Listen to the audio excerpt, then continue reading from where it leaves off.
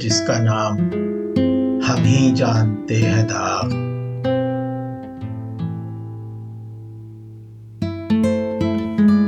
سارے جہاں میں دھوم ہماری زباں کی ہے۔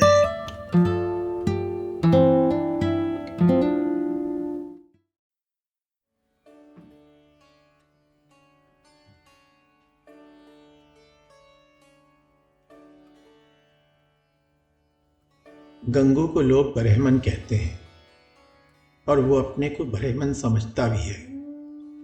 میرے سائنس اور خدمتگار مجھے زور سے سلام کرتے ہیں، گنگو مجھے کبھی سلام نہیں کرتا۔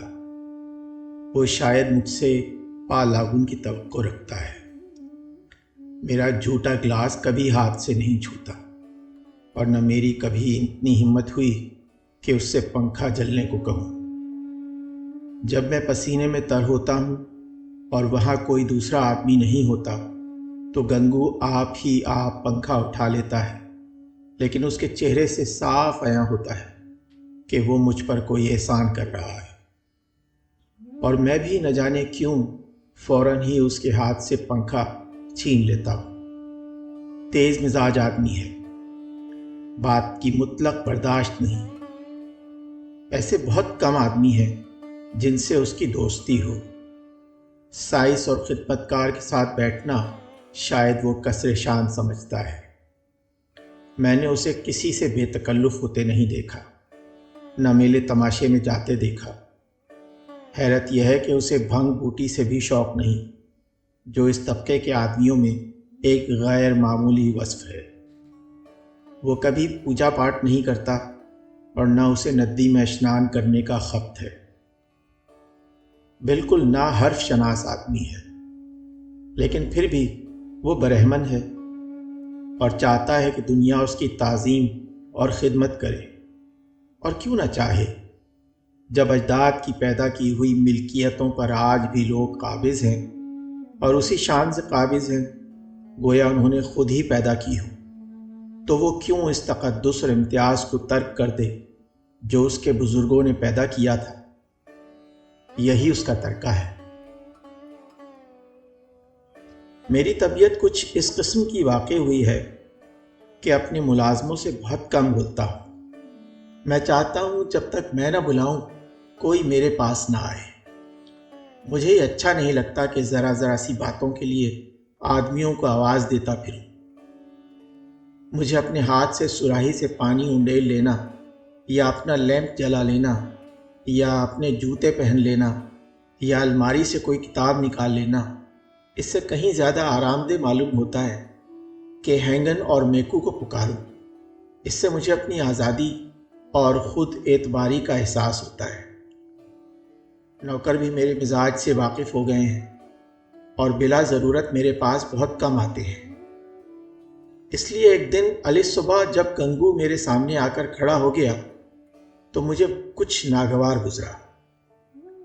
یہ لوگ جب آتے ہیں تو یا تو پیشگی حساب میں کچھ مانگنے کے لیے یا کسی دوسرے ملازم کی شکایت کرنے کے لیے، اور مجھے یہ دونوں حرکتیں حد درجہ ناپسند ہیں۔ میں پہلی کو ہر ایک کی تنخواہ بے باک کر دیتا ہوں، اور بیچ میں جب کوئی مانگتا ہے تو مجھے غصہ آتا ہے۔ کون 2-4 روپے کا حساب رکھتا پھرے؟ پھر جب کسی کو منہ بھری مزدوری مل گئی تو اسے کیا حق ہے کہ 15 دن میں خرچ کر دے اور قرض یا پیشگی کی ذلت اختیار کرے؟ اور شکایتیوں سے تو مجھے نفرت ہے۔ میں شکایت کو کمزوری کی دلیل سمجھتا ہوں، یا خوشامد پرستی اور امداد طلبی کی کمینہ کوشش۔ میں نے چی بچی ہو کر کہا، کیا معاملہ ہے؟ میں نے تو تمہیں بلایا نہیں۔ گنگو کے تیکھے بے نیاز چہرے پر آج کچھ ایسی لجاجت، کچھ ایسی التجا، کچھ ایسا حجاب تھا کہ مجھے تعجب ہوا۔ ایسا معلوم ہوا کہ وہ کچھ جواب دینا چاہتا ہے مگر الفاظ نہیں مل رہے ہیں۔ میں نے ذرا اور تیز ہو کر کہا، آخر کیا بات ہے؟ کہتے کیوں نہیں؟ تم جانتے ہو یہ میری ہوا خوری کا وقت ہے، مجھے دیر ہو رہی ہے۔ گنگو نے مایوسانہ لہجے میں کہا، تو آپ ہوا کھانے جائیں، میں پھر آ جاؤں گا۔ یہ صورت اور پریشان کرنے والی تھی۔ اس رواداری میں 1 منٹ میں وہ اپنی سرگزشت کہہ سنائے گا۔ وہ اتنا جانتا ہے کہ مجھے زیادہ فرصت نہیں ہے، دوسرے موقع پر تو کمبخت گھنٹوں روئے گا۔ میرے کچھ لکھنے پڑھنے کو تو شاید یہ کام سمجھتا ہو، لیکن غور و خوض کو، جو میرے لیے انتہائی مصروفیت ہے، وہ آرام کا وقت سمجھتا ہے۔ یقیناً یہ اسی وقت آ کر میرے سر پر سوار ہو جائے گا۔ میں نے تلخی کے ساتھ کہا، کچھ پیشگی مانگنے آئے ہو؟ میں پیشگی نہیں دیتا۔ جی نہیں سرکار، میں نے تو کبھی پیشگی نہیں مانگی۔ تو کیا کسی کی شکایت کرنا چاہتے ہو؟ مجھے شکایتوں سے نفرت ہے۔ جی نہیں سرکار، میں تو کبھی کسی کی شکایت نہیں کی۔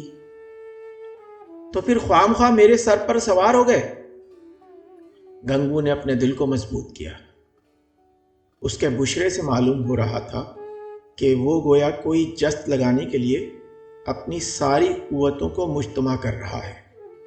آخر اس نے کہا، مجھے آپ چھٹی دے دیں، میں اب آپ کی نوکری نہ کر سکوں گا۔ یہ اس قسم کی پہلی استدعا تھی جو میرے کانوں میں پڑی۔ میری خودداری کو چوٹ لگی۔ میں جو اپنے آپ کو انسانیت کا پتلا سمجھتا ہوں، اپنے ملازموں سے سخت کلامی نہیں کرتا، اپنی آقائیت کو حد الامکان نیام میں رکھنے کی کوشش کرتا ہوں، اس درخواست پر کیوں نہ حیرت میں آ جاتا۔ تحکم کے لہجے میں پوچھا، کیوں؟ کیا شکایت ہے؟ آپ نے تو حضور جیسی نیک طبیعت پائی ہے، ویسی کیا کوئی پائے گا؟ لیکن بات ایسی آ پڑی ہے کہ اب میں آپ کے یہاں نہیں رہ سکتا۔ ایسا نہ ہو پیچھے سے کوئی بات ہو جائے تو آپ کی بدنامی ہو۔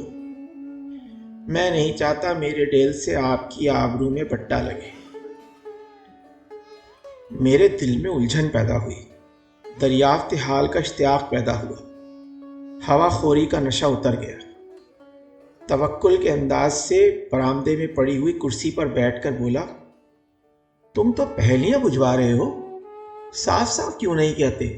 کیا معاملہ ہے؟ گنگو نے مجسم معذرت بن کر کہا، بات یہ ہے کہ وہ عورت جو ابھی بدھو آشرم سے نکال دی گئی ہے، وہی گومتی دیوی۔ وہ خاموش ہو گیا۔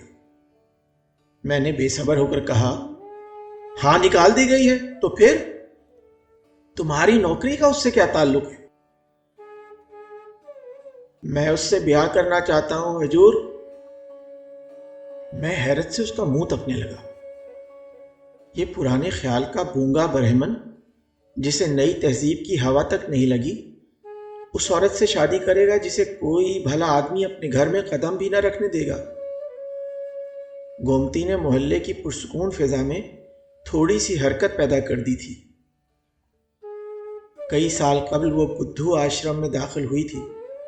3 بار آشرم کے منتظموں نے اس کی شادی کر دی، مگر ہر بار وہ ہفتہ عشرہ کے بعد بھاگ آئی، یہاں تک کہ آشرم کے سیکریٹری نے اب کی بار اسے آشرم سے نکال دیا تھا۔ وہ اسی محلے میں ایک کوٹھڑی لے کر رہتی تھی اور سارے محلے کے شودوں کے لیے دلچسپیوں کا مرکز بنی ہوئی تھی۔ مجھے گنگو کی سادہ لوحی پر غصہ بھی آیا اور رحم بھی۔ اس بیوقوف کو ساری دنیا میں کوئی عورت ہی نہ ملتی تھی جو اس سے شادی کرنے جا رہا ہے۔ جب وہ 3 بار شوہروں کے پاس سے بھاگ آئی تو اس کے پاس کتنے دنوں رہے گی؟ کوئی گانٹ کا پورا آدمی ہوتا تو ایک بات بھی تھی، شاید 6 مہینے ٹک جاتی۔ یہ تو محض آنکھ کا اندھا ہے، 1 ہفتہ بھی تو نبھانا ہوگا۔ میں نے تنبیہ آمیز لہجے میں پوچھا، تم اس عورت کے حالات سے واقف ہو؟ گنگو نے عین الیقین کے انداز سے کہا، سب جھوٹ ہے سرکار، لوگوں نے اس کو حق نہ حق بدنام کیا ہے۔ کیا مانی؟ کیا وہ 3 بار اپنے شوہروں کے پاس سے نہیں بھاگ آئی؟ ان لوگوں نے اسے نکال دیا تو کیا کرتی؟ کیسے احمق ہو؟ کوئی اتنی دور سے آ کر شادی کر کے لے جاتا ہے، ہزاروں روپے خرچ کرتا ہے، اس لیے کہ عورت کو نکال دے؟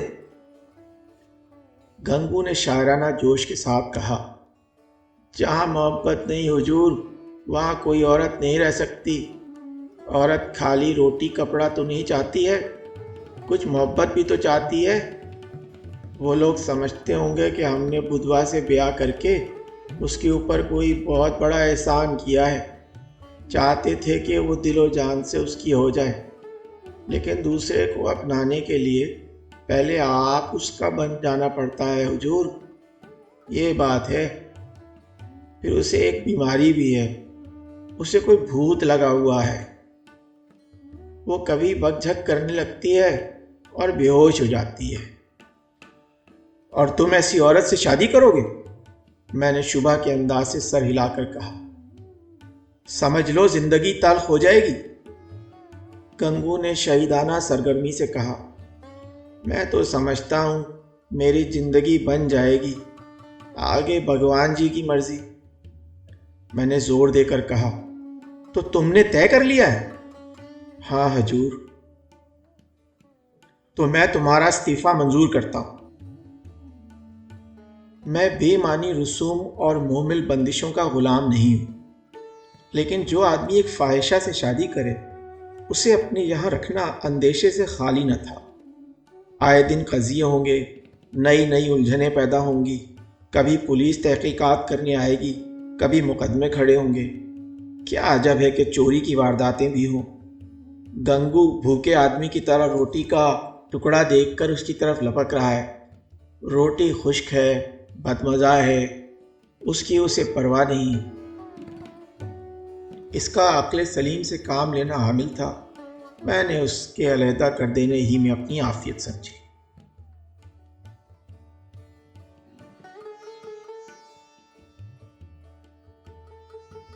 پانچ مہینے گزر گئے۔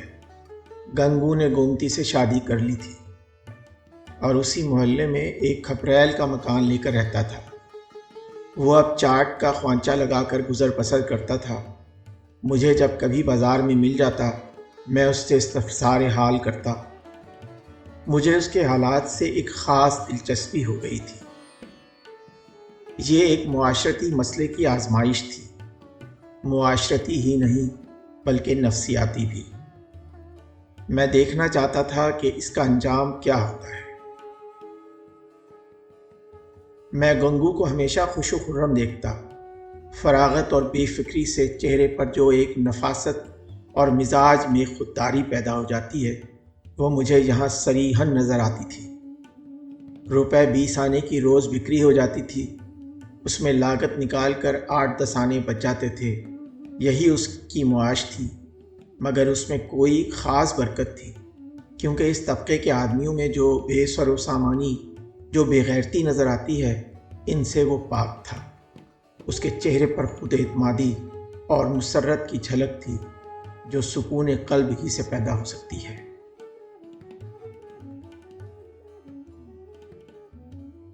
ایک دن میں نے سنا کہ گومتی گنگو کے گھر سے بھاگ گئی۔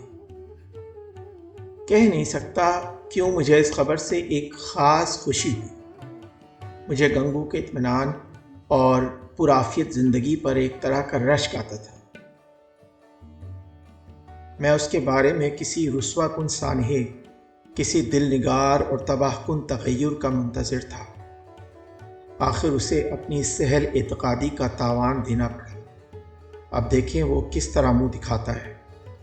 اب آنکھیں کھلیں گی اور معلوم ہوگا کہ لوگ جو اسے اس شادی سے باز رکھنے کی کوشش کر رہے تھے کتنے نیک نیت تھے۔ اس وقت تو ایسا معلوم ہوتا تھا گویا حضرت کو ایک نایاب چیز مل رہی ہے، گویا نجات کا دروازہ کھل گیا ہے۔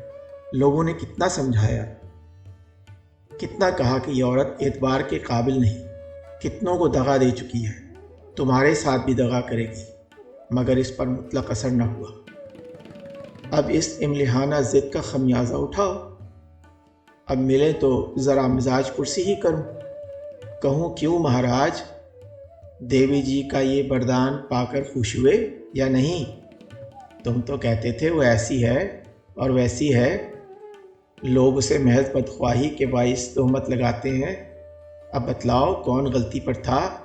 اب آ گئے خیال شریف میں کہ حسن فروش عورتوں سے لوگ کیوں اعتراض کرتے ہیں۔ اسی دن اتفاق سے بازار میں گنگو سے میری ملاقات ہو گئی۔ بدحواس تھا، بالکل کھویا ہوا، گم گشتہ، کشتی شکستہ۔ مجھے دیکھتے ہی اس کی آنکھوں میں آنسو بھر آئے، ندامت سے نہیں، درد سے۔ میرے پاس آ کر بولا، بابو جی، گومتی نے میرے ساتھ بھی دغا کی۔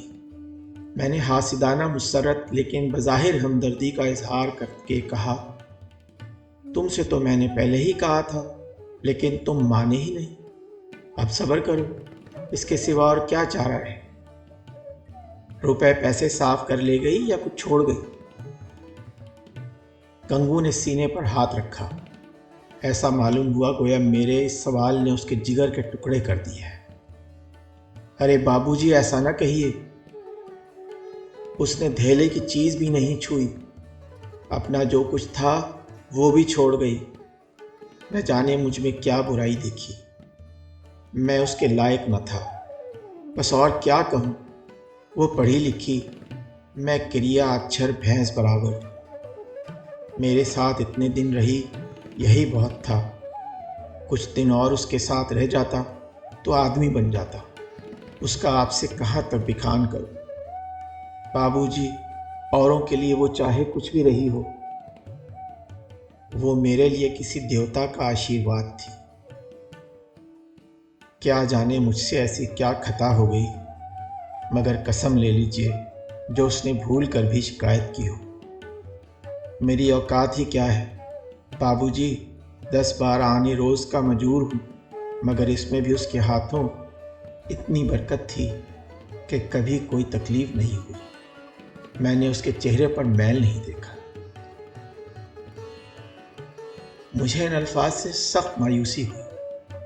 میں نے سمجھا تھا وہ اس کی بے وفائی کی داستان کہے گا اور میں اس کی حماقت پر حاسدانہ ہمدردی کروں گا، مگر اس احمق کی آنکھیں اب تک نہیں کھلی، اب بھی اسی کا کلمہ پڑھ رہا ہے۔ ضرور اس کے دماغ میں کوئی خلل ہے۔ میں نے شماتت آمیز ظرافت شروع کی، تو وہ تمہارے گھر سے کچھ نہیں لے گئی؟ کچھ نہیں بابو جی، دھیلے کی چیز بھی نہیں۔ اور تم سے محبت بھی بہت کرتی تھی؟ اب آپ سے کیا کہوں بابو جی، وہ محبت تو مرتے دم تک یاد رہے گی۔ پھر بھی تمہیں چھوڑ کر چلی گئی؟ یہی تو تعجب ہے بابو جی۔ تریا چتر کا نام کبھی سنا ہے؟ ارے بابو جی، ایسا نہ کہیے، میری گردن پر کوئی چھری بھی رکھ دے تو بھی میں اس کا جس ہی گائے جاؤں گا۔ تو پھر ڈھونڈو، نکالو۔ ہاں مالک، جب تک اسے ڈھونڈ نہ لاؤں مجھے چین نہ آئے۔ مجھے اتنا معلوم ہو جائے کہ وہ کہاں ہے، پھر میں اسے لے آؤں گا۔ اور بابو جی، میرا دل کہتا ہے کہ وہ آئے گی، ضرور دیکھ لیجیے گا۔ وہ مجھ سے خفا نہیں تھی، لیکن دل نہیں مانتا۔ جاتا ہوں، مہینے 2 مہینے جنگل پہاڑ کی خاک چھانوں گا، جیتا رہا تو پھر آپ کے درشن کروں گا۔ یہ کہہ کر وہ مجنونانہ رفتار سے ایک طرف چل دیا۔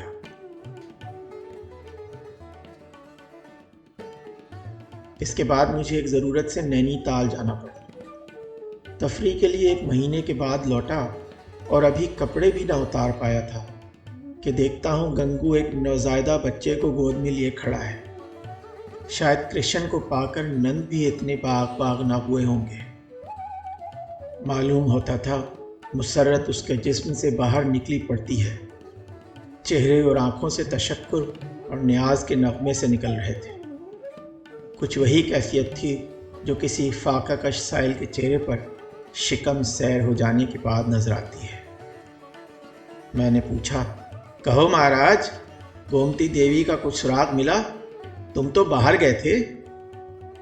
گنگو نے جامے میں پھولے نہ سماتے ہوئے جواب دیا، ہاں بابو جی، آپ کی دعا سے ڈھونڈ لایا، لکھنؤ کے زنانے اسپتال میں ملی، یہاں ایک سہیلی سے کہہ کر رہی تھی کہ اگر وہ بہت بے قرار ہوں تو بتلا دینا۔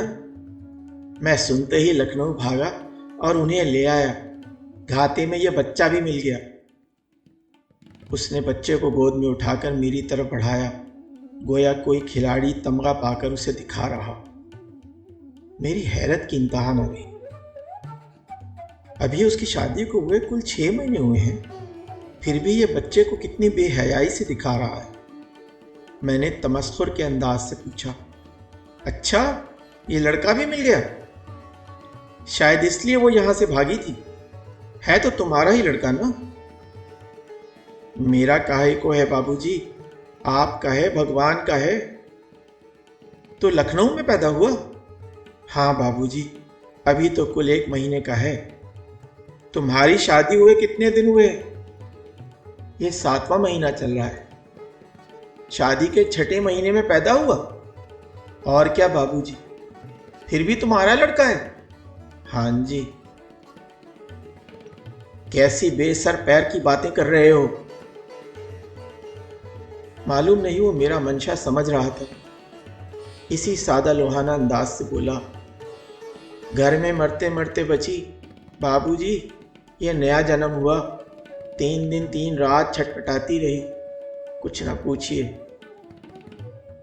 میں نے اب کہ ذرا طنز کے ساتھ کہا، لیکن 6 مہینے کا لڑکا ہوتے میں نے آج ہی سنا۔ یہ کنایا نشانے پر جا بیٹھا۔ معذرت آمیز تبسم کے ساتھ بولا، مجھے تو بابو جی اس کا خیال بھی نہیں آیا، اسی لاج سے تو گومتی بھاگی تھی۔ میں نے کہا، گومتی اگر تمہارا دل مجھ سے نہیں ملتا تو مجھے چھوڑ دو، میں اسی دم چلا جاؤں گا اور پھر کبھی تمہارے پاس نہ آؤں گا۔ تمہیں جب کسی چیز کی ضرورت ہو مجھے لکھنا، میں بھرسک تمہاری مدد کروں گا۔ مجھے تم سے کوئی ملال نہیں ہے، تم میری نظر میں اب بھی اتنی ہی بھلی ہو، اب بھی میں تمہیں اتنا ہی چاہتا ہوں، نہیں اب میں تمہیں اور زیادہ چاہتا ہوں۔ لیکن اگر تمہارا دل مجھ سے بھر نہیں گیا ہے تو میرے ساتھ چلو۔ گنگو جیتے جی تم سے بے وفائی نہیں کرے گا۔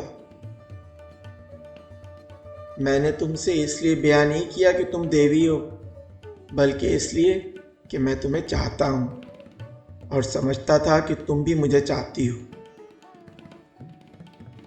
یہ بچہ میرا بچہ ہے، یہ میرا اپنا بچہ ہے، میرا اپنا بچہ ہے۔ میں نے ایک بویا ہوا کھیت لیا تو کیا اس کی فصل کو اس لیے چھوڑ دوں کہ اسے دوسرے نے بویا تھا؟ یہ کہہ کر اس نے زور سے قہقہا لگایا۔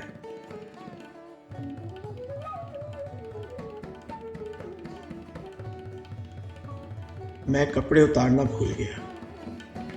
کہہ نہیں سکتا کہ کیوں میری آنکھیں پرآب ہو گئیں۔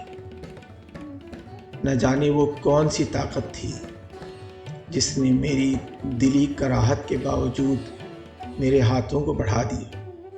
میں نے اس کے معصوم بچے کو گود میں لیا